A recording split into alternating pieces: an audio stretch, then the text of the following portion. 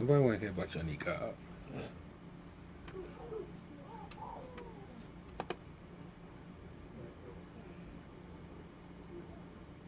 Want to know about my niqab? Huh? Assalamu alaikum. Welcome, Belinda, Ali Rashid, Ula Freeman. Thank you for joining us. Alhamdulillah. Assalamu alaikum, Issa. Welcome, welcome, welcome. Come on in. Come on in.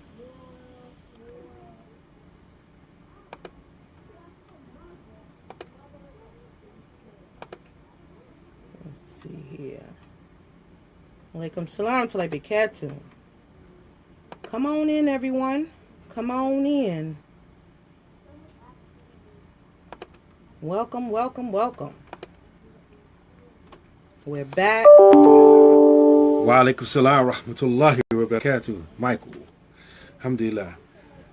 Alhamdulillah. Ameen wa afdalu salatu wa tamu taslim ala sayyidina Muhammadin wa ala alihi wa sahbihi ajma'een wa radiyallahu ta'ala ana sadat al-tabi'een wa ulama al-amalin wa a'immatul arba'atul mujtahideen wa muqalidihim ila yawmiddin. Amma ba'd. Once again, y'all, assalamu alaikum wa rahmatullahi wa barakatuhu. Wa alaikum salam wa barakatuh. Alhamdulillah, we thank you all and appreciate your company joining us for this episode of the Half Your Deen Show. Today, we are going to talk a little bit about conflict resolution. A little bit, not too much. Tonight, inshallah, we're going to try to keep it short. That's if my wife can stop talking so much. Inshallah, it'll be a short show. You got eye problem? No, you got a tongue problem right about now. Oh, you gonna do something about it? Mm-hmm. Jump. You jump. Alhamdulillah. Share the show. Let the believers know that we are here. You got anything you want to say? I'm not sure yet. You're not sure yet? Mm-mm. No, get it out now, because you know you like to talk and go on and on and on. And on and on and on and on. So maybe you should get it out right now. Oh. I don't know where to start. I don't know which one to start with. You don't know which one to start with? Yeah, which idea did I want to start with today? I just want to thank everybody for joining us this evening. I wanted to start that again. Alhamdulillah. Mention that. As we said, share the show. Let the believers know that we're here. Wa alaikum salam. Wa alaikum salam. Alhamdulillah. Our call-in numbers are 412-567-3030. So if you have a comment, you want to join in the conversation, feel free to do so. Alhamdulillahi Rabbil Alameen. See, our brother Yusuf was watching from the Gambia by way of Senegal. I see you. Alhamdulillah. MashaAllah. Alhamdulillah. See, we international. We got our family from Gambia in the building. Alhamdulillah. Walhamdulillah. What are you looking at? Yeah, I was looking for something. I wanted to get some more information. You heard about the young man in Georgia that was found hanging off of overpass. Overpass, yeah. By way of chains. It wasn't a rope. Right. With a backpack on his back. Right. What'd you think about that? I don't know anything about the situation, but I highly doubt that that's a suicide. Hmm. And then they had the KKK rally. Right before that, yep. Subhanallah. It just seems so coincidental. Assalamu alaikum, Alania. Assalamu alaikum warahmatullahi wabarakatuh. Sister Alana, thank you for joining us from North Carolina. She's joining us from Bank of America, North Carolina. Yeah, from my old neck of the wood, my family neck of the woods, North Kakalaki. It's not Charlotte, it's Bank of America. Yeah, Bank of America. Yeah, Bank. Oh, I was going to say something. Let me shut up. Bank of America, I hate them. Alhamdulillah. You know that's Satima's brother, right? Satima? His brother. His brother? Oh, Yeah. alhamdulillah. Yeah. Alhamdulillah. Alhamdulillah. Yeah, I hate Bank of America. Don't try to change the subject. I don't like banks, but that bank right there, they are so rude. They was nice to me. They nice to you, but they are so rude. SubhanAllah. Like, don't bank with them. And I don't want to hear nowhere where it's Muslim. Wa alaikum salam to the big cat. And I don't want to hear, as Muslims, we shouldn't have bank. So how do you cash your check? How do you handle your business? How do you pay your bills? I know we like to do things the hard way. We are where we are. And so some things are not, it's not avoidable. But anyway. Wa alaikum salam wa rahmatullahi wa barakatuh. If we weren't having to, if we didn't have to deal with them, we wouldn't. But mashallah, things are the way they are. And may Allah forgive us for our shortcomings. And Ameen. And have mercy on us. Ameen. Ramadan is coming. Yep. Ramadan is like in what? 3 weeks? No, less than that. About 2 weeks, something. 2 weeks? Yeah. Well, it's like the third week of May. Yep. SubhanAllah. Y'all ready? In the beginning of the third week of May. Yeah, and the third week, like almost in 3 weeks. Are y'all ready for Ramadan? I know, believe that black dude killed all those kids back in the day. The so-called Atlanta child murder. Yeah. Mm-hmm. I bank with Mechanics Farm Bank of the first one. Alhamdulillah. Oh, okay. Alhamdulillah. Well, did y'all hear about, I'm going to mention it, but we mentioned in banks. Claude Anderson. Anybody know who Claude Anderson is? Raise your hand if y'all know who Claude Anderson is. Gotta do the Jeopardy. I did it wrong last week. Well, I heard if we ain't, we better get ready. Mashallah. If y'all have not heard my advice, and I've heard it from several people, you don't take advice from someone that didn't succeed in that thing. Mm-hmm. And what I heard. You heard? What I heard. What you heard? And I have to verify. I didn't verify, but I heard. So if you. And I kind of trust the source, so. Why you trust the source? Because they're about data. They're about data. So, I'm just saying, y'all can research it yourself. This is what I heard. I heard that Claude Anderson, and if I'm wrong, then may Allah forgive me, and y'all, make dua for me. He is the, what would you call? Well, spit it out. The CEO.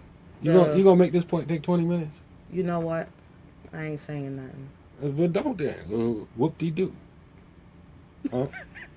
He called me a punk. Well, Claude Anderson, he speaks all over the country about power economics for black people. And he basically give advice about how you can make money and get yourself out of poverty. But it was revealed that Mr. Claude borrowed some money from a black bank. And he did not repay them the funds. Wa alaikum salam to like to Sister Nadita. He filed for bankruptcy. He borrowed like what? $250,000? Something like that. Oh. He borrowed from a black bank. And y'all know that there has been a movement for black people to bank at black banks. And he is one of those one of those sword bearers regarding, being independent and all this stuff, right? Mm-hmm. But yet, he took money from a black bank and did not pay it back. What do you think about that? You got to get both sides of the story. When you borrow some money, you're supposed to pay it back. Right, but in this society, because he's not Muslim, right? Right. So he don't have the same standards and ethics like we got, right? Right. So in this society, when you owe money and you feel like you're going to go under or whatever, there's different types of bankruptcies that you can file for. Right. And the purpose of filing bankruptcy is not necessarily to declare yourself broke, but so that you can get these creditors off your back. Mm-hmm. And so when you file certain types of bankruptcies, what they do is the hopes is that, the people can't come after you for the money anymore. You understand? I understand that part. Right. And so from what I understand, this is what he did. He tried to get in the fish business. He tried to sell fish to black people. Oh, yeah, Michael? Wow. I gotta I agree with you, Michael. Yep. He always do. He got all these guys. They got this imaginary thing that the Arabs were the first to enslave black people. And yes, some Arabs did enslave some black people as well as some Persians and some Europeans. But that's like a neighborhood that get like 10 murders, a city that get 10 murders every year, right? And then you say, oh, they murdering people over there. Crime is out of control. Yes, murdering someone's bad. Yes, 10 people getting murdered is bad, but there's cities where hundreds and thousands of people are getting killed every year. But you focusing on the city that got 10 people getting killed every year and making it like it's an outrage. Yes, it's an outrage, but in comparison to all these other cities, it's not an outrage. Likewise, these so-called Afrocentrics, what they try to do is they try to throw Islam under the bus by means of throwing the Arabs under the bus. In a lot of cases, what they're saying about the Arabs is correct, but this whole storyline about the Arabs, forced Islam upon the Africans, or the Arabs were the first to enslave the Africans, that's a straight up lie. The Arabs weren't even a world power. They weren't able to go nowhere and invade nowhere until after Islam. The Arabs, they were part of a caravan route where trade and business happened, so they would purchase and sell slaves like everybody else in the world. But if you want to be truly honest, if anything, the Africans, specifically the East Africans, more specifically the Ethiopian Empire, conquered the Arabs. If you know the whole backstory from Surah Fil, the surah entitled The Elephant, who Abraha was and who he was representing. So that's a proof to opposite. Right. Now, if you're trying to say, okay, after Islam, then the Arabs enslaved the Africans, there was a slave trade route that went through East Africa, up and through Egypt, into Arabia. Yes, that is true. But why talk about that and almost downplay the European slave trade when the European slave trade dwarfed every other type of slave trade in existence? And on top of just having slaves, what they did was they made it chattel slavery. They said the people that we enslave are not even people anymore. They're equal to animals and inanimate objects. When they had our ancestors on a slave ship, they was part of cargo. Right. We got such and such amount of barrels of rum, such and such amount of barrels of gunpowder, such and such dozen of Negroes, and we were just inventory. And if there were too many on board, they would just throw off off. Yeah, too much weight. Yeah. SubhanAllah. The slave trade, and it's a deep thing. Think about this, right? This is a little subtle point. With every other slave trade, they name the people who was guilty of enslaving. The Arab slave trade, this slave trade, that slave trade. But you don't never call the European slave trade the European slave trade. You call it transatlantic slave trade. You blame it on the ocean. No, there's a European slave trade. Yeah. So, but anyway, a lot of these so-called Afrocentrics, they get their history from other Afrocentrics that were serving a Eurocentric agenda. They're big wigs in the Afrocentric community. The scholars amongst them, they weren't, they weren't. Some of them were self-taught. They don't have any direct connection to any African history in the language that the Africans themselves wrote it, and a lot of times it was Arabic. Right. They don't have access to these things, and so their scholarship, even though they claim to be Afrocentric, was done at the behest and financed by Europeans and European institutions. So why would Europeans and European institutions bankroll Afrocentric endeavors? They just don't make no sense. Ain't no sense. SubhanAllah. That's like a homosexual think tank funding heterosexual agenda. That don't make sense. No. And the crazy thing about it is that what he was trying to bankroll was something that we all seen on social media. Right. He wanted to bankroll a tilapia fish farm. Yeah. What's a tilapia? Ain't it like some type of hybrid It's harmful fish? Yeah. It's tilapia of all fish, not whiting, not catfish, not red herring. I personally like whiting. Not salmon, but I like salmon too. tilapia. I don't eat that mess. Assalamu alaikum, Sister Melissa. Thank you for joining us. Now they got their souls from Eurocentric. Yep. So, you talking about empowering yourself, and then you're going to use a business that undermines the very thing that we trying to, separate ourselves from. We trying to get healthy. We trying to, better ourselves, not just our wealth, but our health as well. Right. And you want to farm a tilapia farm? Like, what kind of mess is that? Like, Nadita said it ain't real fish. It's not real fish. I never heard of it till recent years. Like 10 years ago. Yeah. I don't eat that. When I found out about tilapia, because we did munch on it, and when I found out about the source of it, we stopped eating it. Like, it's been years since we've eaten it. So whiting is our thing. Salmon is our thing. Alhamdulillah. Yeah. But but the point that I want to make. The point. Yeah, the point. See, you have to enunciate and pronunciate. Point. Okay, you had the point. Like you confused. You living in Pittsburgh. You're from New York with a North Carolina accent. You trying to figure out which. When I saw the sister from North Carolina, you trying to figure out which accent you going to use. Yeah. The sister said she from North Carolina, so then I had to incorporate that. It's a man-made fish that carry diseases. Yeah. Pound, does your wife have paid? My wife is asking. Yes, I do. Samira Abdullah, mashallah, and I have like the shiki bag on the front. Yeah. So the point being, and it's not 100%, but what's not 100%? Someone give you advice. You shouldn't take it from them if they do not succeed in that advice. Because somebody can give you advice, and it's good advice. You understand? Mm-hmm. He's propagating something that he himself have not shown success in. What businesses does Claude Addison have? A business. Something where he's running employees and all that stuff. I don't know. I know he has a think tank. I forgot the name of the think tank. But that's not. I know that. I know. Don't argue with me. I said, "Where's the business?" I don't know. I just said I don't know. Woman. I want to know the business. You tell me about a think tank. What business? Selling you his books.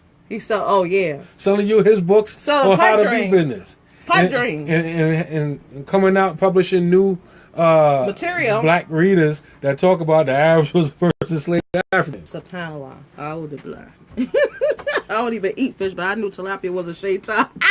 Why you don't eat fish, Taliban? You ain't from New York. You pretended you're not from New York. How you gonna be from New York and not eat fish? Oh, goodness gracious. You a mess. But every hood had the fish and chip spot. But back to what I was saying. No, this fish is more important. No. Like, be careful. Like, if you find a source and, you pick and choose what's beneficial. You don't just take it as the Bible, as the Holy Grail, like, this is it. No. There's going to be some things that, I'll take this and leave that. Wa alaikum salam rahmatullahi wa barakatuh. But when it comes to the Deen, That's the only thing you don't. Okay, I'm gonna take this and leave that out. That's the only thing that you don't pick and choose and treat it as a buffet. But as far as any other information, like secular information, you can pick and choose what you think it would be beneficial for your community. Now, speaking about communities, whoa. You touched on a good point. Us Muslims, right?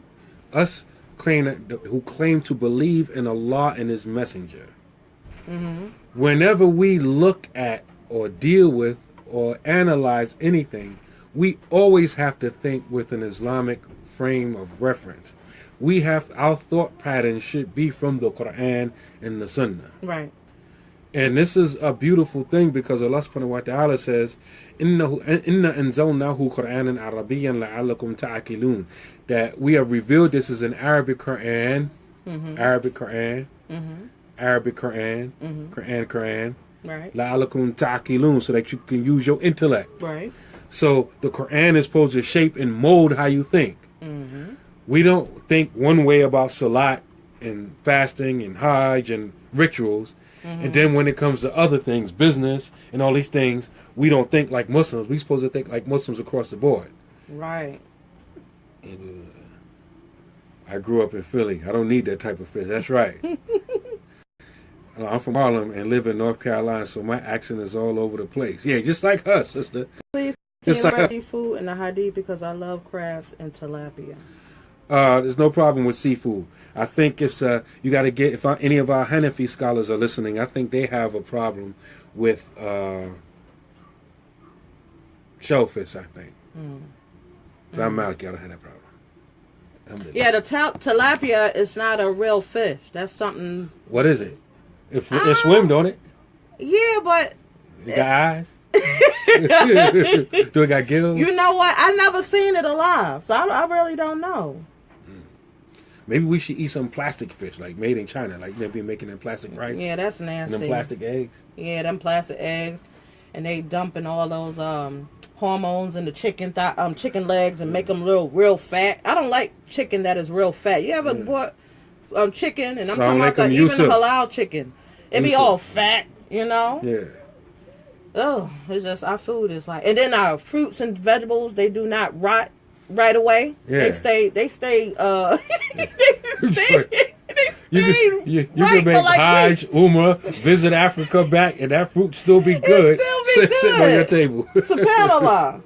Apples, tomatoes, potatoes, they just subhanallah. Alhamdulillah. Mash it out, man. Speaking of fruit and stuff, go ahead, continue. You're there knocking stuff down. Alhamdulillah, at our masjid, at our community, we have started our. Speaking about rotten, all right?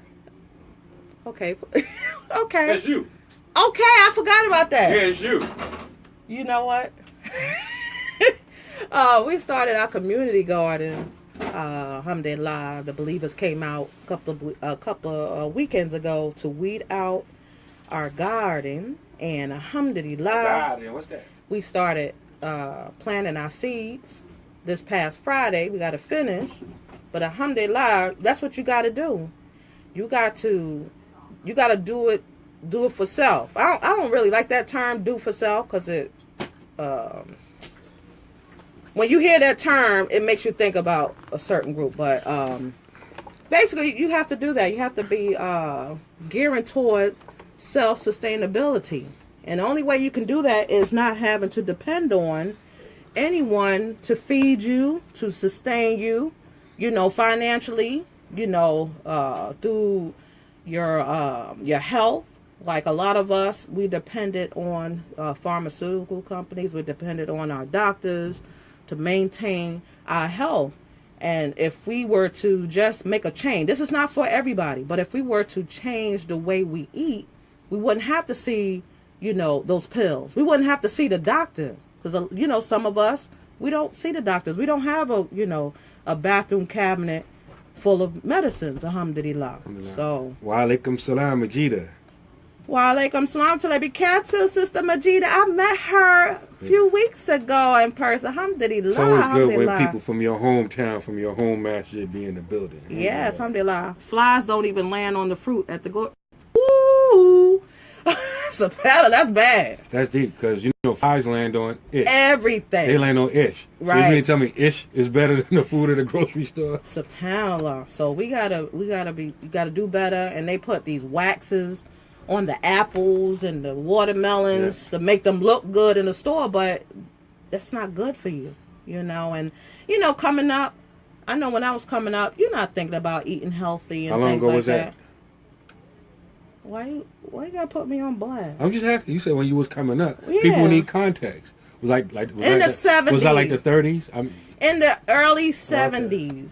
Yeah, I'm an old lady. MashaAllah. Alhamdulillah. I'm still here. Alhamdulillah. It's my old lady.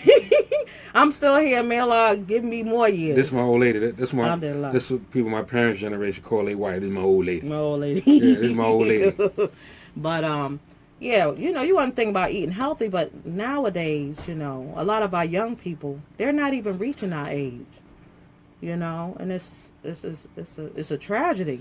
Man, I got people my age, and some of you watching know them, you know, that have passed. They're my age. They passed 5 and 10 years ago from all types of organ failures and stuff. SubhanAllah. And I never heard of that stuff when I was younger. Mm-hmm. People in their 20s and 30s dying because their kidneys is failing, right? And you know they have all types of cancers and stuff like that. Right, SubhanAllah. So, you know, we got to do better. So, the topic for this evening. Ooh, don't be doing the sister like that. I know, right? I'm just making fun of her, that's all. Nah, she can handle it. He always messing with me. She always messing with me. No, you always messing with me. She always yelling at me and punking me and stuff like that. That's why you laughing. Believe that. Y'all don't believe that. They believe that. You from Brooklyn. Oh, you from Brooklyn. Oh, people from Brooklyn think they can do people from Queens like that. You know what? He was talking trash. He said how grimy Brooklyn cats are versus Queens y'all gotta admit, and Harlem. Y'all gotta admit, y'all grimy. We Brooklyn, grimy? Yeah. You be talking about we be robbing people. Y'all He be talking trash y'all about could be them. millionaires and still rob a cat. A dude will jump out his Benz coupe and rob a dude on the street. Man, you driving a Benz. You a baller. What you robbing people for? Because he from Brooklyn. You know what? That's what they do. I watched a documentary, all these old gangsters and stuff that was up and popular when we were younger. And even they were saying, like from these some of the cats I was watching about, they're from Harlem. They say, yeah, we have to watch out because them Brooklyn cats. And this guy killing, he got like 20, 30 bodies on him. And he talk about, gotta watch out for Brooklyn cats because they rob you. You gonna stop talking trash about us. Nadita said, I bought some clone fish years ago by accident. It tastes different. Ooh, SubhanAllah. Nadita is right. Nadita said, yeah, but Far Rockaway is far worse than Brooklyn. Yeah, because y'all thought y'all was all tough with y'all Decepticons and all of that. Yeah, but Far Rock gave y'all problems on that A train. Beach Channel and Far Rock, y'all ain't want no parts of this. Listen, y'all. Nadita know. You know what? And Far Rock is part of Queens, by the way. I know Far Rock is part of Queens. As long as you know. Y'all, you know what? I ain't gonna say nothing. Anyway, our show topic for this evening. You got. They can read. They know it's conflict resolution. So can we get with it? Well, y'all trying to get with it. Because you talking about me running my mouth and you. Now I'm just trying to show how much of a conflict person you are.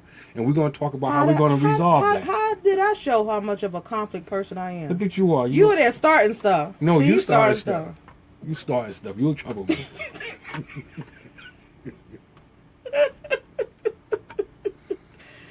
Ooh, SubhanAllah. You funny. You know why? Why? Because what? I don't care how mad you get at me. I don't care how mad he get. I make him laugh and that's it. He can't. I still be mad. I just can't express it. You can't express it? Yeah, I be laughing. You be laughing. Yeah. And then you don't be mad at me. You be mad, but you like, I can't be mad at her too long. Alhamdulillah. Life too short. Alhamdulillah. Right? Yeah. Okay, what you about to say? I got 2 words for you. And I want to know your thoughts. You know how they play that game? Say, what's the first thing that come in your mind? Oh, Lord. When you say the word? Oh, Lord. What? Well, I don't have 1 word. I have 2 words. You said 2. You just said that. And I'm saying it again. You got a problem with it? Ask you a question. Do you have a problem with it? No. Oh, thank you. Alhamdulillah. Now, as I was saying, my 2 words. What's your 2 words? Bill Cosby. I got a lot of words for that. First of all, the person that took him to court, I'm talking about this recent one, and won. Have y'all seen that person? I'm going to say person. Have y'all seen that person? Have you seen that person? Yeah, I seen him. Have y'all seen that person? She said, oh, where do we begin? I'm like, Bill, what was you thinking? Well, maybe she didn't look like that. Maybe. He was married and all that stuff. So I'm like, Bill, what you was thinking when you... But what all I got to do with the case, though? How she look? Nothing. It does. It doesn't, but I'm just saying. But Tina said that mannish looking woman. When I first looked at it, I thought they were showing me Bruce Jenner. Yeah. No, literally. I'm like, man. Ugh. SubhanAllah. So, you know, it's just funny that all this, it's like they were out to get Bill. Whatever. They who? The system. The system? Yes, the system. Mm-hmm. And they got them a win, right? Mm-hmm. But in between all that, I saw a video. Mm-hmm. A video. And someone said, basically to the effect that, okay, what about those white men that used to rape us black women? You know, where's our justice? Mm-hmm. You know, back in the day, where women were, I forgot what they called it, but the women will be married, and the white men used to take advantage of them and rape them. You talking about during slavery or after? No, after slavery, like recent years. Mm-hmm. And they would send them back to their husbands, like it was all good. What about that justice? I forgot what that, it was a movie about one of them that came out. I forgot where he was a doctor or something, and he took advantage of her. You remember that story? No, I'm not familiar with what you're talking about. SubhanAllah. And when the show's over, you got to put me up on it. Yeah, so, you know, it's a whole lot of history of inappropriate, you know, actions from men, and it ain't just Bill Cosby.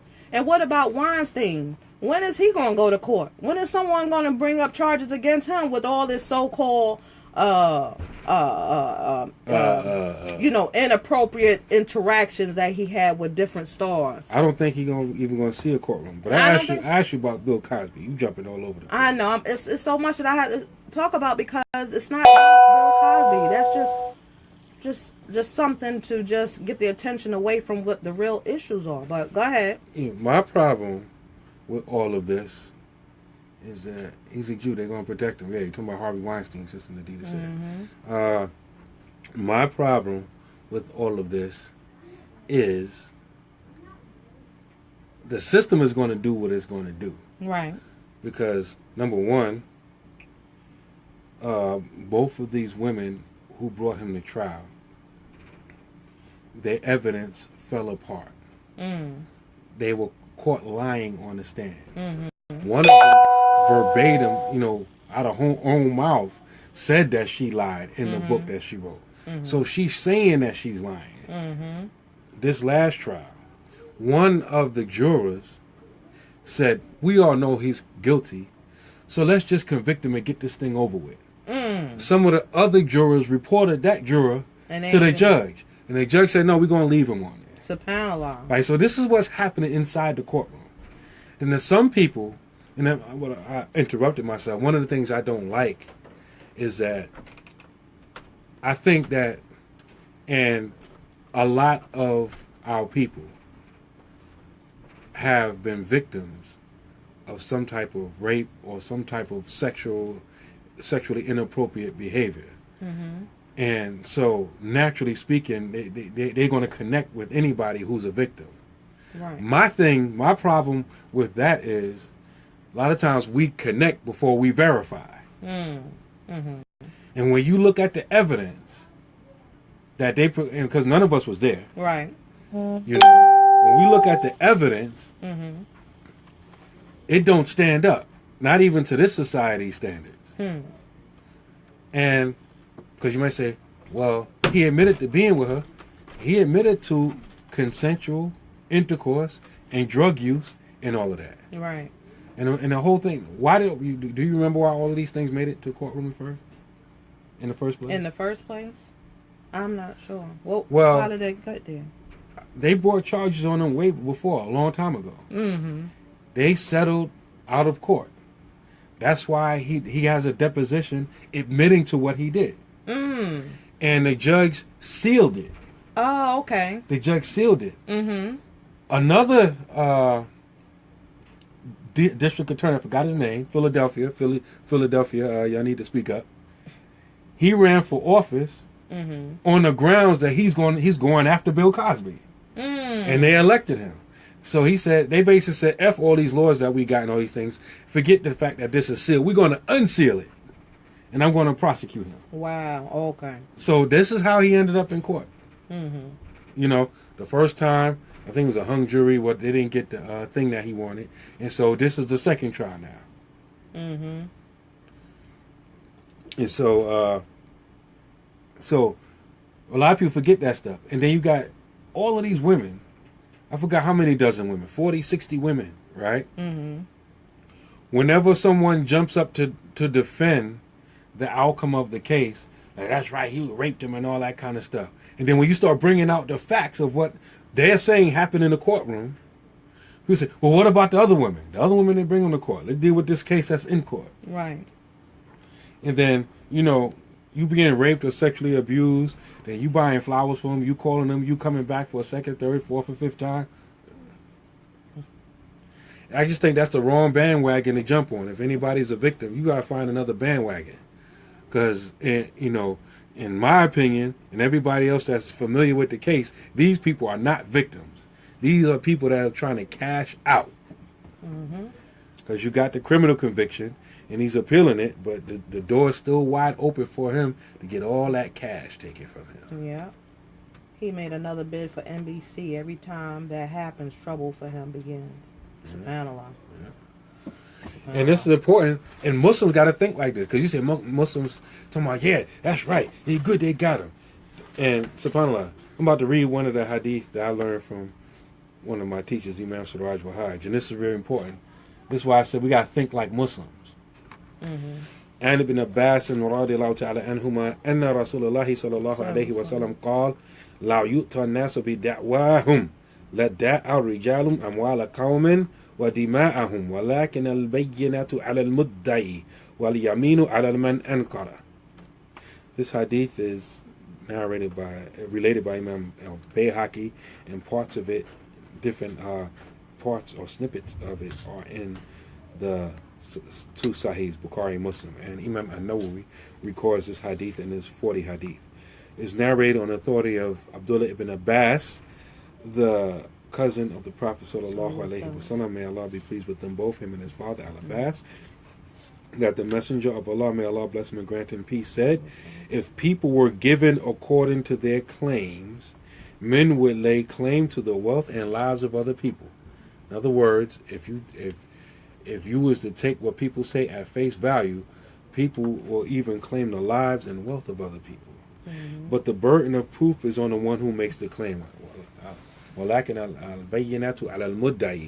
burden of proof is on the one who makes the claim. Right. So in this case, it's about proof. See, a lot of people get emotionally involved because Bill, first of all, Bill is a foul dude, right? He cheated on his wife. Right. Problem number one. Problem number two, he threw black people under the bus. Yep. Right. Yep. So black people felt like he was a coon. Then now, he cheated on his wife with all of these white women. Right. So that does something emotional to black people and white people. Right. Because the white men they feel like, well, these women like trash. We didn't want them anyway, but they're still our women. And this N-word done just had his way with them. Right. So it's time for us to get him. So, it's a lot of emotional blackmailing going on here. Where, Bill Cosby, with all that money, he's alone. Nobody feels sorry for him. Even people like myself who don't appreciate or think it was wrong the way they got him, even us don't care nothing about him. Right. Because of the positions that he didn't put himself through. and other people. And plus, it was a way of deception. He was America's dad. Yep. You know, the Cosby Show. Yeah. Everybody liked the Cosby Show. That was the standard. Yep. You know, before Beyonce and Jay-Z and Michelle and Barack, it was Claire and Bill Huxtable. Mm-hmm. You know. Yep. Yep. The lawyer mom. Yeah. The obstetrician dad. Yeah. You know, they had the perfect. I wouldn't say perfect, but they had the home life that many of us didn't grow up in. Right. And so we admire that. And so we followed that family as if it was real. But to see him, acting according to this. Yeah, because while he was America's dad, this is what he was really doing. You know, and then one of them giving them quaaludes and and hitting them all. Then one of the actresses from his show came running at him with her boobies out. Was saying, you're guilty or whatever. Yeah. Who was that? I forgot. She didn't have like a reoccurring role in it. I forgot she was on there for a few episodes or whatever. But even her, she's working for the so-called black feminists who work for have white agendas. Mm-hmm. That's who she connected with. Mm-hmm. So she didn't do that. SubhanAllah. That's crazy. But finish translating the hadith. The burden of proof is on the one who makes the claim, and the one who makes the oath is on him, the one who denies. Mm. So, this is how Muslims should be thinking. Not getting caught up into this emotional blackmail, because he's wrong for that, and he's wrong for this, and he did that wrong, and he's fouled because of that. So because he was wrong with all of that, he's guilty of that too. Mm-mm. All right, gotta have proof for it. Yeah. So. And not sure exactly what the technical charges of, but people are saying rape, and that looks like other than rape. That looks like consensual, right? Lewd, drug infused. Like why you gotta drug them up? That's crazy. The way that the people that's familiar with that time and that industry, that Hollywood and all that stuff, they compare it to like now with Molly's and all that kind of stuff. That's crazy. So back then it was Quaaludes and a whole bunch of other stuff. SubhanAllah. So I don't get the impression that he tricked them and he slipped it in their drink and took it. No, they took these drugs voluntarily. They keep downplaying. They mention it, but then they downplay it afterwards. Mm-hmm. So if you're not really following everything closely, you would think that he tricked them over the, like he did a Harvey Weinstein. Mm-hmm. Like, you come audition for me and then, now I got you here now. Right. They would think that Bill Cosby did something similar. And then, hey, you want some water? And they slipped that and they drink. No. Right, it wasn't. They knew. They came over for sex. He had. And drugs. And they got sex and drugs. And so, another thing he may of being guilty of is lying. Mm-hmm. Mm. Lying, saying that he's going to leave his wife, Camille. Oh, that's what he was telling them? Mm-hmm. SubhanAllah. And then, any dude that's cheating, that's what they tell. Mm-hmm. Yeah, me and my wife, it ain't so good right now. I'm about to leave her. You know what? That remind me. I gotta break in. Uh-huh. There was a radio broadcast. I forgot what state, but a woman called in and was saying how she was the side chick, and he promised that they was going to get together and he going to leave his wife. And she said she waited like 3 years or something like that. And he just broke it off with her. He talking about he gonna work it out with like, he's like, oh no, you not gonna do me like that. I'm gonna get you. Blah blah blah blah blah blah blah blah. And it was like, but you was the side chick, didn't you? Didn't you know he wasn't? Nah, I put too much time in. Whenever he needed me, I was there. And blah blah blah blah blah blah blah. Like, she's like, I took care of all his needs, and so she felt invested. She said, blah, blah, blah, blah, blah, blah. You know what I mean. She felt invested with this man that, you heard that call? Yeah. She felt invested, like she had some right over him, and he not going to do me like this. Mm-hmm. Like, he going to pay.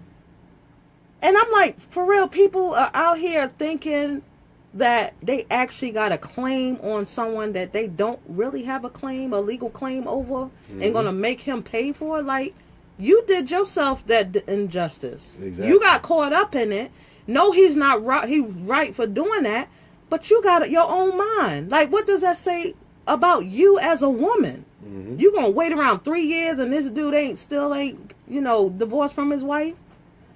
After the first, whatever it is, these are not Muslims, I'm assuming. But after a certain amount of time, it should click. Stalking the wife, Bettina said. SubhanAllah. And, after a while, you should know, like, it ain't going there. But you got this fantasy. He coming over there telling you the right things, making you feel a certain way. And that's a lesson. Bettina said something very important. A lot of you brothers, you be leading these women on.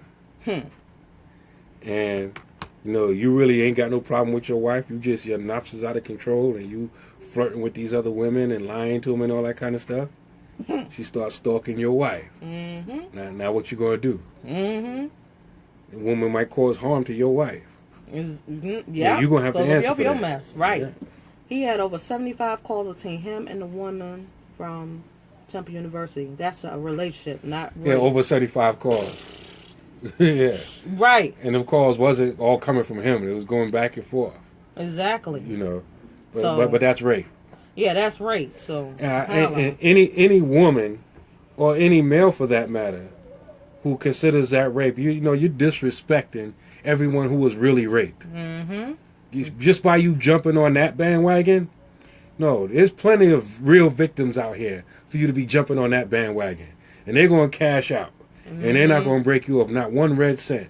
Nope.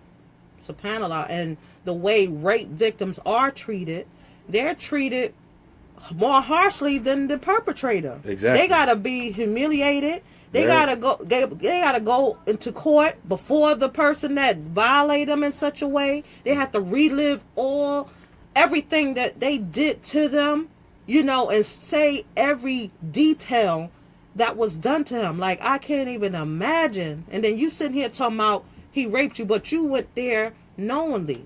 Y'all did things knowingly. But for whatever reason, somebody came up to you and said, hey, I need you to do X, Y, Z, whatever. You down with it to lie. Like, now, they need to go to jail for that. For perjuring themselves. And then some people say, well, they had buyer's remorse. Like, they went over there willingly, but after a while, they regretted what they did. And so now... after they left? No, after the whole relationship, whatever. Right, after they left and after everything was done, they got buyer's... Forget that. And some people feel like that's valid. That's valid.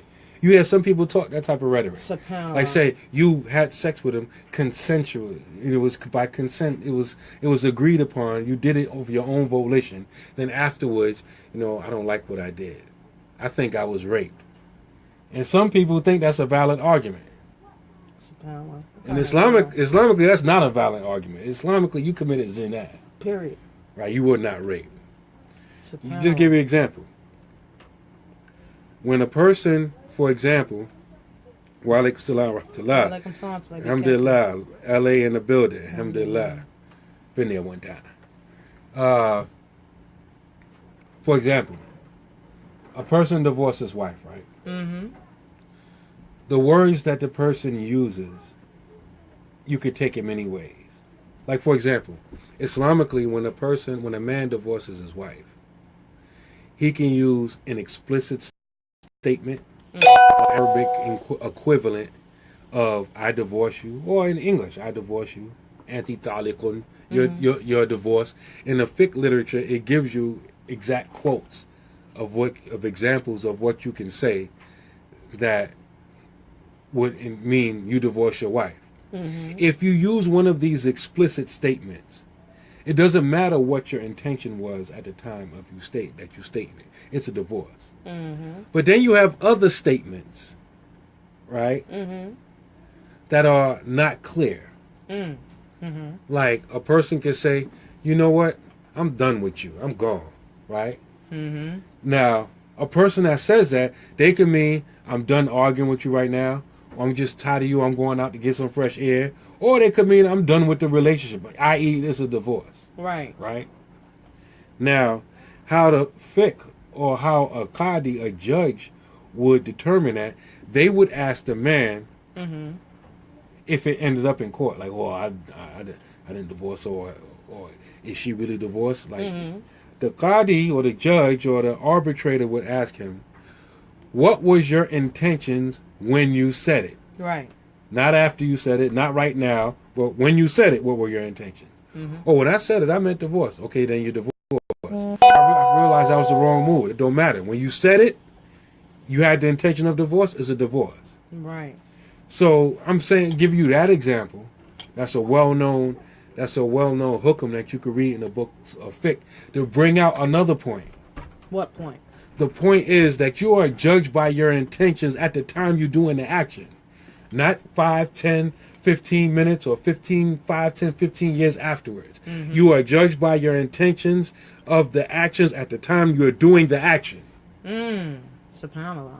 So if you went over there to get high and to get sex with the hopes of whatever benefits good old Bill, America's dad, had for you, then that was your intention. You can't come along and say, oh, I feel used. He's still with Camille and I ain't getting no money. And he just kicked me to the curb like a dirty rag. Oh, I'm going to get him. And so you know, if I didn't know, if I would have thought I wasn't going to be with him, I would have never went there and got high with him anyway. So he tricked me. So that's rape. Now, that's not rape. That's consensual sex. No, you just played yourself. He's guilty of deceiving you. He's not guilty of raping you. No, you played yourself. SubhanAllah. But how many women? I was trying to put myself in Camille's shoes. How many women would stay with their husband knowing that he did this to, he had these relations with these many women? How many of my sisters out there would stay? If he had Bill Cosby money. You leaving that part out. Nah, it don't matter if he ain't got the money. Yes, it do matter. Let's say he, with or without Bill Cosby money. Would you stay if you found out that your husband been having all these sisters? And I'm not saying it was like he married them. I'm saying like he had these extra marital affairs. He wasn't married to them. It was an old girlfriend. It was somebody he met at his job. It was somebody here, there. Who would stay for the money? It does make you sound, Camille. She stays for the money and the status. I know, but is that worth it? Like, if I stay, I'll stay a billionaire. But if I leave, I'm going to walk away with $250,000. Like, well, a lot of people in these relationships, they got they marry for the public eye. I'm not saying that's their case, but a lot of people that are rich and or famous, they're married in the public eye, but they probably don't even sleep in the same room, the same bed, and they have real relationships with other people. Yeah, that's true. That's true. But we talking about Muslims now. Oh, not even Muslim. Yeah, I'm talking about as a Muslim woman. So maybe those were Bill's right-hand possessions. I don't think he I was can a slave do in white women. White women. I don't know. I right-hand possessions. Like, maybe it was halal for him. But brothers, y'all, like if you had a wife and she cheated on you, as men, this men period, y'all not as forgiving as women. Am I right?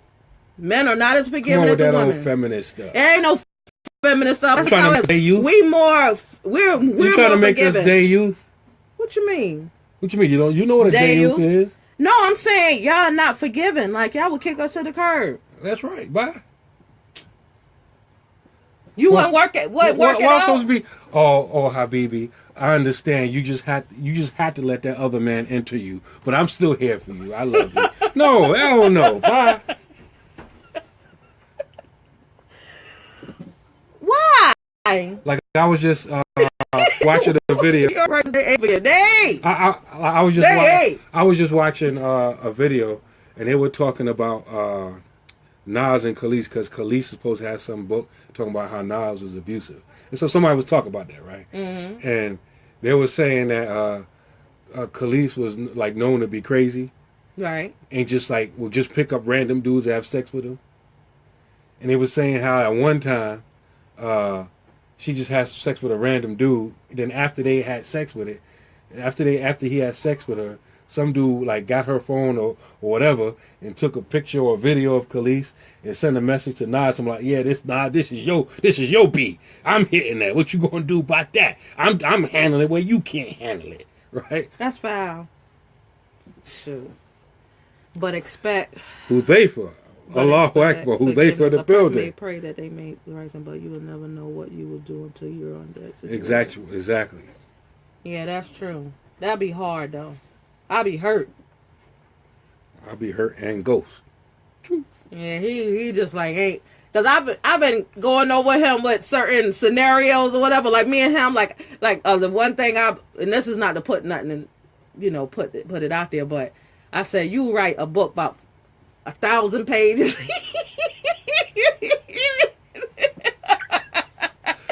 That's all I can do. Write a book.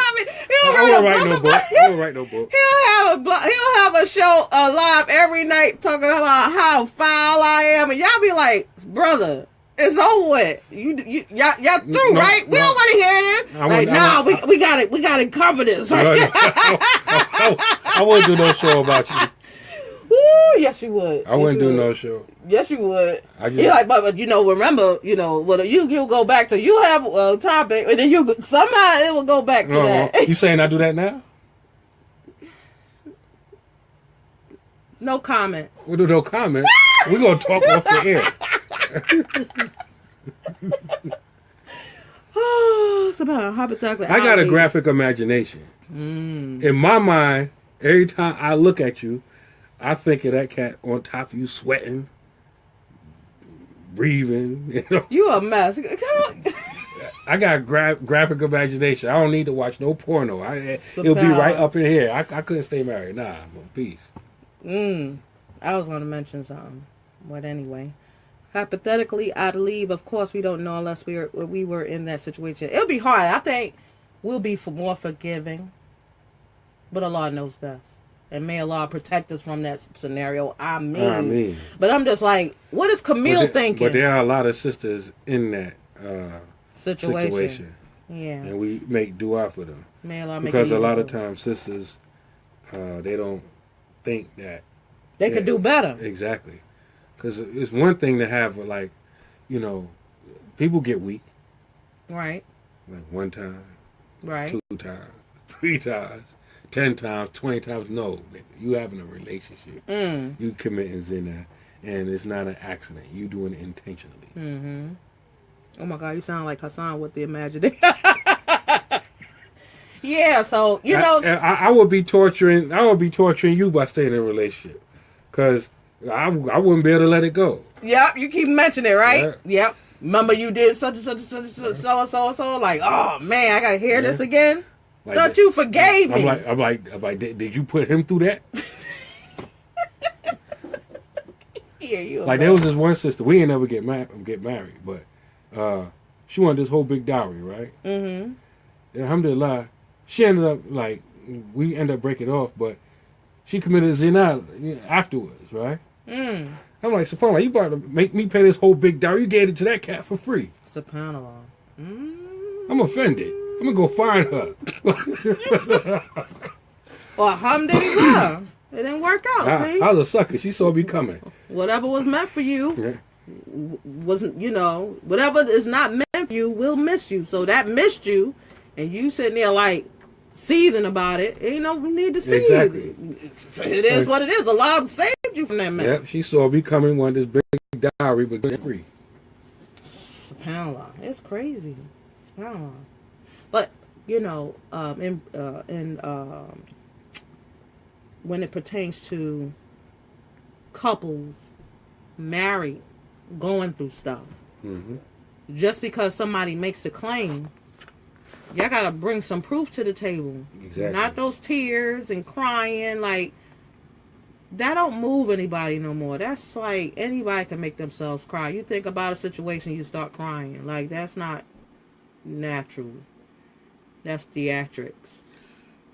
I learned that from Imam Siraj. And this is something I remember to this day. Because it has helped me out a whole lot. What? I started volunteering in the jail. The women's jail. I was volunteering in all the jails on Rikers Island. But when I started volunteering in the women's jail, Rose M. Singh on the island, Imam Siraj called me into his office and gave me some advice. And one of the things that he said, crying is not dalil. And I was like, what you mean? He said, just because a woman sits in front of you and cried. That does not mean she's telling the truth. Mm. And this is someone with decades of experience as being an imam. And I always kept that in mind. And subhanAllah, myself being an imam for some time now, I done seen it. Mm. A sister will get in front of you, whatever the issue is, sometimes right in front of her husband, and start crying. Mm-hmm. And then, normally, and you could tell, a lot of times, especially if they've been doing this for a while, a lot of times they expect that, okay, I just started crying now, so I'm swaying the argument in my behalf.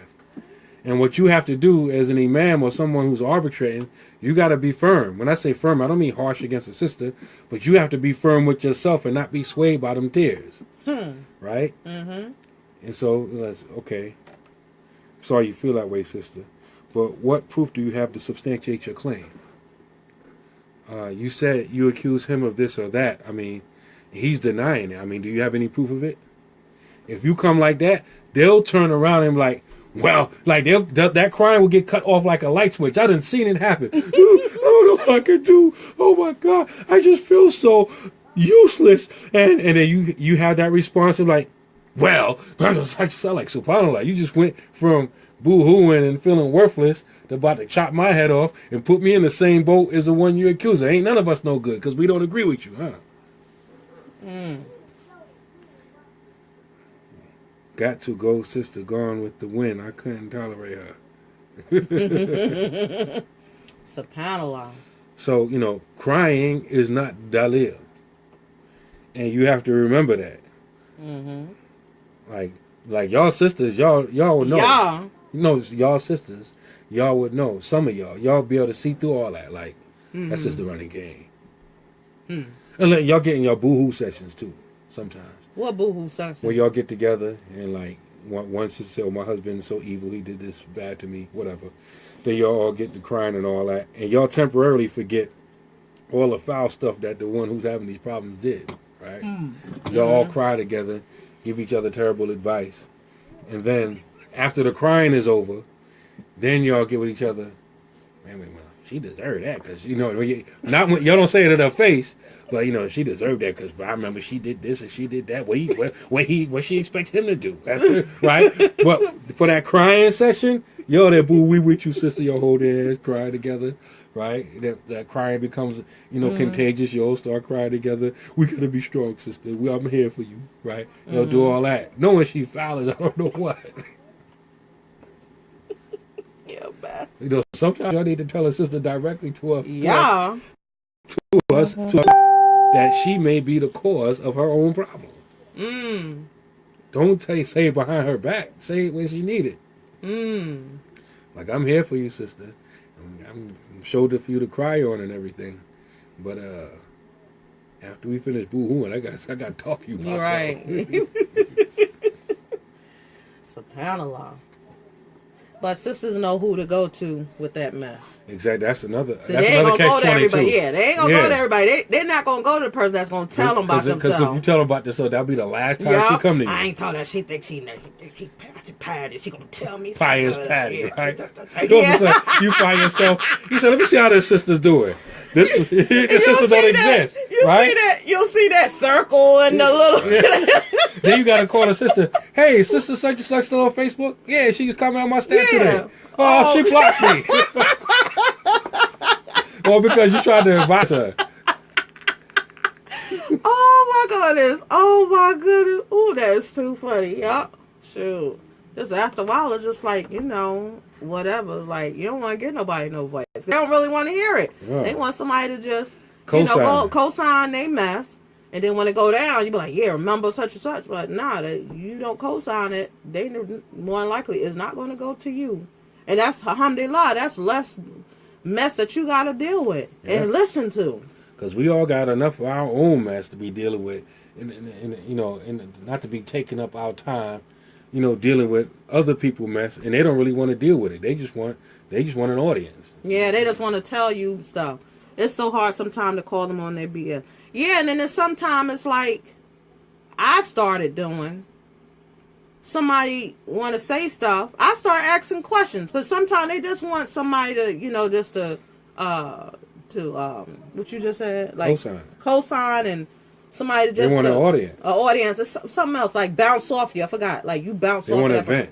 Yeah, they want to vent. It's another word I'm thinking about, but same thing. But that's all. They don't want you saying nothing. I just started asking questions, like X, how they get there, what did you do, what did they say, and then they like, uh-oh. When they start getting vague, like you remember exactly what happened. Give me word for word. Yeah, like what they said. Who's who? Who's they? And you start doing that, and they start retracting. Like, okay, I know I'm not to talk to them no more. Like, I'm just lying. That's one less thing I got to answer for on the day of judgment. Yeah. And you say that's real important too, because when it comes to backbiting and slander, it's not only the person that's doing the talking that's going to be questioned about it. The one that's doing the listening is also going to be questioned about it, because the listener has an obligation on it. Yeah. The person's backbiting or slandering, the person has to, remind the person that they shouldn't be doing that. Right.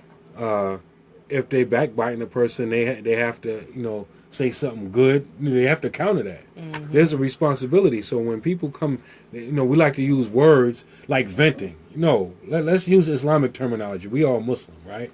So you're talking bad about someone who's not there, right? So either it's true. If it's true, it's ghiba, it's backbiting. Right. And if it's not true, is slander. In any case, it's bad. Unless, of course, you're the imam or the judge or somebody, you're coming, seeking advice how to handle the situation. Or you're seeking to get your rights back. Right. Or the person, or you're telling somebody that's about to marry the person or to do business with the person and to warn against them. That's something different. You have a license to do so in that circumstance. But just venting, no, it's not venting. It's either backbiting or slander. And a lot of times you have to be careful. People say stuff about somebody so that you can turn on that person too. And that's the and case. That's the motivation, right? That's the motivation, and they tell you that, so you sitting there like, and every time you see that person, them words, them words pop up like, such a so and so. Now you got to verify for yourself, or something in your heart is starting to fester against that person. Unright. Not the right way. So yeah. So. No, that's the story of my life, right? I'll be cool with somebody. The next time I come across them, they start acting funny, and some of them, the real ones, would be like, "Oh, I was just talking to such and so and so, and they said stuff. They, I didn't really want to hear it." I said, "At least they was honest. Yeah. They said it." But other people be trying to pretend like, like they ain't communicating with the ones I know is openly backbiting and slandering me continuously, and I know you talk to them. And you trying to justify that we ain't cool like we used to be no more. Stop playing. Yeah, it's just sad. It's just sad. Mashallah. So we call the show Conflict Resolution because the foundation of the title, what inspired the title, is the hadith that we mentioned, narrated by Ibn Abbas, that if people were to be taken according to their claims, they would lay claim to the wealth and lives of other people. But the burden of proof is on the one who makes the claim, and the oath is upon the one who denies the accusation. Right. So when we have conflicts, disagreements, disputes, we have a protocol in which to deal with that. And the protocol is, if there's when there's a conflict between two people, you bring both people. Right. You consult, or you get the story from both people. Right, both parties. The Prophet Hassan al-Basri, radiallahu ta'ala anhu, the great Sahaba and student of Ali ibn Abi Talib. I said Sahaba? Tabi. I'm not talking about Al-Hassan, the son. Al-Hassan al-Basri. The student of Ali ibn Abi Talib, not the son. Not the son. Qadi Iyad in his Shifa, he quotes Hassan al-Basri as saying, La yusaddiku ahadan ila ahadan, referring to the Prophet sallallahu alaihi wasallam. He would never take one person's word over the other person's word.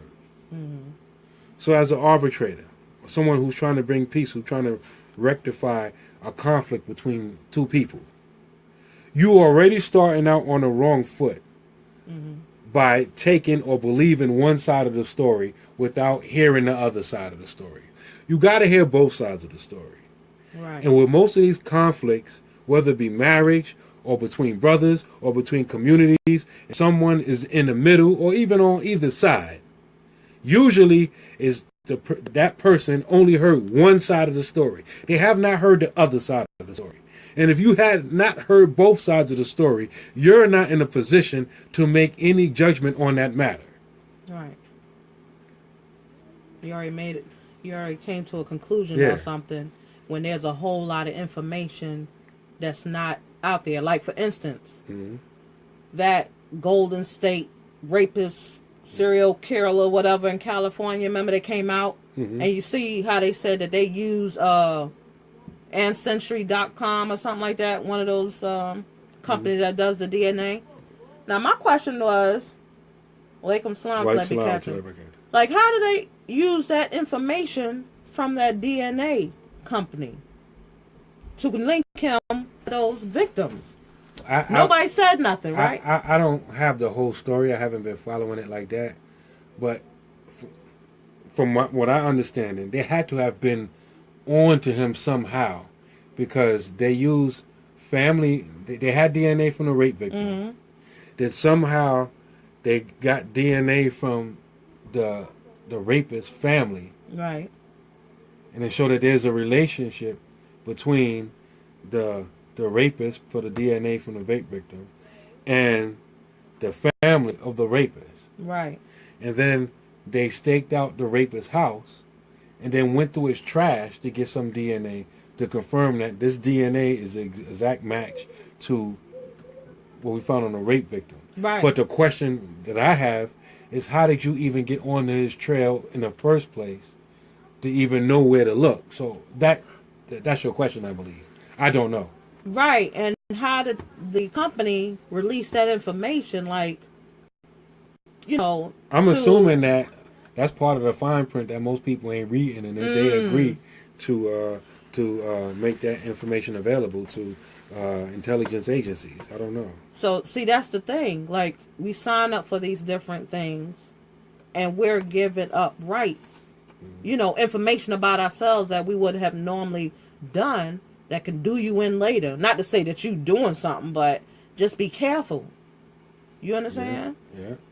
Because you don't know how they're using it. Like, when a lot of us going into hospitals for procedures, and they taking stuff out of you. You're not sitting there saying, well, you took out my gallbladder, make sure it get disintegrated, whatever. They may be using your gallbladder to, do tests on it. Yeah, research. Do research and things, and it's out there. And you had no say on it. It may be in the little small fine print there, but you never know what they be doing with your stuff. Right. Amen. It's those years that sway the people making the decision. Tears. Those tears that make people making the decision. I'm telling you, and they rule without hearing the other part of the story. Exactly. So, yeah, I don't get moved by that. I be looking like, okay, I'm dead low. You know when it's crocodile tears. That's what they call it, crocodile tears. Yeah. You know when it's crocodile tears, and you know if it's something like you saying the sister just like whip like. Some sisters are better with it than others. To me, it's clear when they see that the tears are not necessarily swaying your opinion, and they switch gears and either go to anger or to another emotion exact opposite. That's a telltale giveaway. But some sisters are a little bit more seasoned, and they won't give up right away. They may go in further on the tears or whatever. Do the brothers do tears? Do they use those tactics? You talking about sisters? Nowadays they do. Now they do. Oh, brothers be crying a lot now? Yeah, a lot of brothers ain't in control of their emotion. That's why they sitting in front of you in the first place. Because it's knocked out. A lot of times they go from extreme anger to extreme crying, whatever. They emotionally unstable. Yeah. Wow. SubhanAllah. Now, that's another reason for the high divorce rate in the Muslim community, outside of the other issues, because the divorce is in the hand of the man in Islam. And so divorce is serious. You can't even divorce by, you can't even say, I divorce you joking around. But, these brothers are so emotionally unstable that they'll get in an argument with their wife over, cooking rice instead of mashed potatoes, and they'll go back and forth. I divorce you. Yeah, see, I ain't dealing with that. Right? And then an hour later, feel bad that he did it, and then say, "Well, I was angry, so it don't count." Then divorce his wife 10 times like that, and still married together, having children. SubhanAllah. That's crazy. Yeah. So this is the framework and one of the many evidences for our position on dealing with conflict. Number one, your actions are judged based upon your intentions. Your intentions at the time you did the action. Right. Think about it. Even think about your salat. When do you make your intentions? Right when you're about to commence the act. It's not, your salat is not based upon what your intentions was afterward. You can't make salat with the intentions of making dhuhr, right? For argument's sake. And then 20 minutes after salat, I already made dhuhr, so I'm going to change my intention for asr. No, your intention was for dhuhr, that was for dhuhr. If you already made dhuhr, it got to be deliberate. Yeah. In your intentions. And verily, the man is not like the woman. Save those tears, brother. The male is not like the female. Well, not supposed to be. Not supposed to be. SubhanAllah. I was going to say something slipped my mind, but mashallah. Something's always slipping your mind. Yep. Slipped your mind.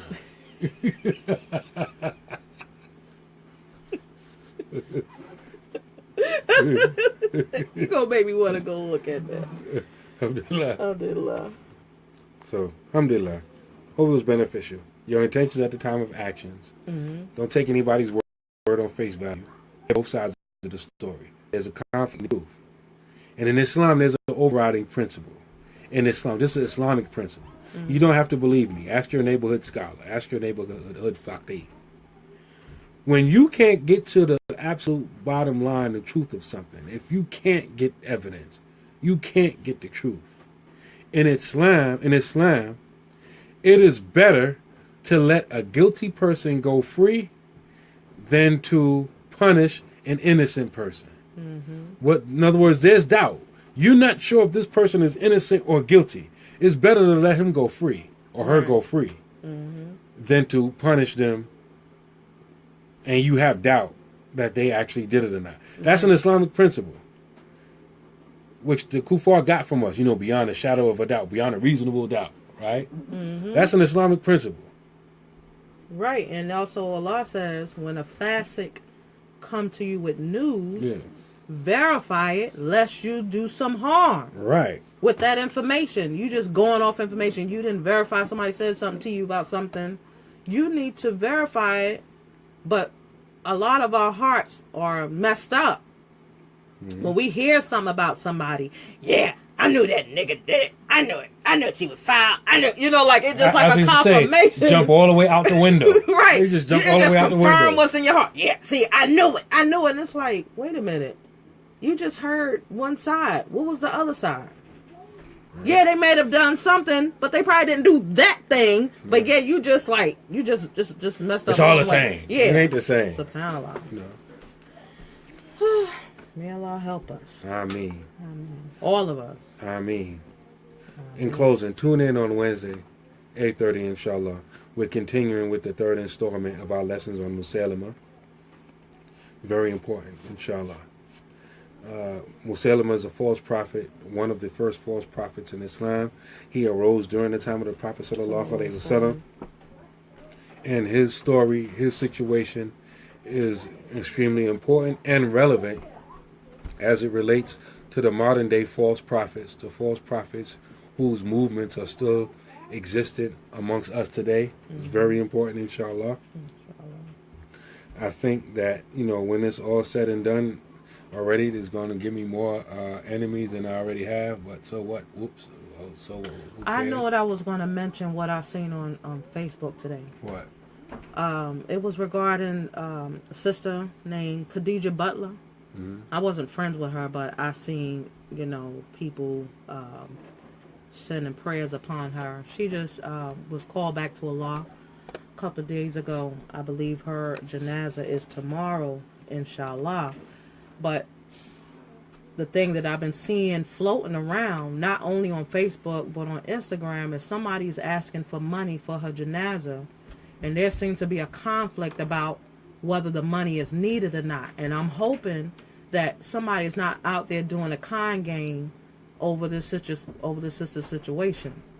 Like, I hope that that's not the case that's going on, and may I be wrong for thinking that, but I'm seeing some conflict. So if you're looking to donate towards a sister janazah, and you know somebody in her circle, or if you even know where the arrangements is going to be held, verify that information, because people, they say it's fake. Okay, because people was out there saying that somebody wanted some money, and that's a daggone shame that somebody would use a situation like this to cash in, Yeah. and not to donate. So please do not donate. If the family need anything, contact them directly, or contact where the arrangements are being, where the service is going to be held, because people are foul. That's messed up. That we are, during these times, that people are using people's vulnerability, when they're most vulnerable, to do these things. And that's when they do stuff, unfortunately. Family and foes. Especially family. They want to cash in for the person. I was her friend. I never was on her page too much. I'm on her page now. I heard our brother Imam Malik mention her. And he said he never heard nothing but good about her. I was a friend on Facebook. SubhanAllah. Yeah. So do not donate. Do not just give your money out like that. Verify where that money is going to, because somebody's out there trying to cash in. And may Allah deal with them, and they better make tawbah for that. I mean, may Allah, forgive the sister of her sins. May Allah, send down sakina to her family, her daughter, her husband, her family. May Allah give them ease, and may Allah make her grave spacious, and may Allah grant her the highest station in Jannah. Ameen, ameen, ameen.